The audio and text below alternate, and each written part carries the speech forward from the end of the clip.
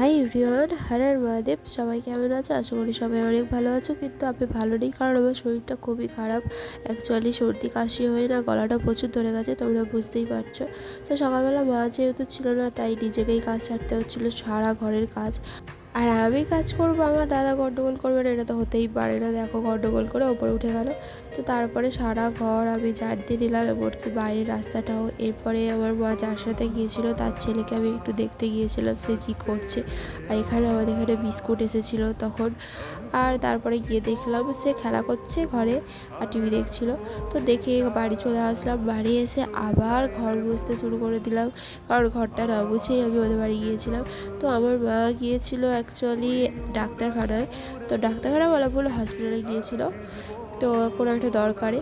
তো যাই হোক, তারপরে তাড়াতাড়ি করে বাসনপত্র মেজে নিলাম। আর বাসনপত্র মাজার সময় মানে অনেক বাসনই পড়েছিল, তাই সব ভিডিওটা করতে পারিনি, কিছুটা দিয়ে দিয়েছি। তো দেখে নাও। তারপরে আবার আমি তাদের বাড়ি চলে গিয়েছিলাম দেখতে আর খাবার দিতে, কারণ বেচারাটা অনেকক্ষণ না খেয়েছিল। তো তারপরে দেখো ওদের কাছে কত সুন্দর ফুল হয়েছে। তো তারপরে ঘরে এসে ভাত বসিয়ে দিলাম, আলু আর ডিমের তরকারি করবো, তাই জন্য দুটোই সিদ্ধ বসিয়ে দিয়েছি, তাড়াতাড়ি হয়ে যাবে। আর এখানে সব কাটাকাটি করে রেখে দিয়েছি, এইগুলোও করবো, বাঁধাকপিও করবো। তো টাটা, আবার পরে মিনি ব্লগে দেখা হবে।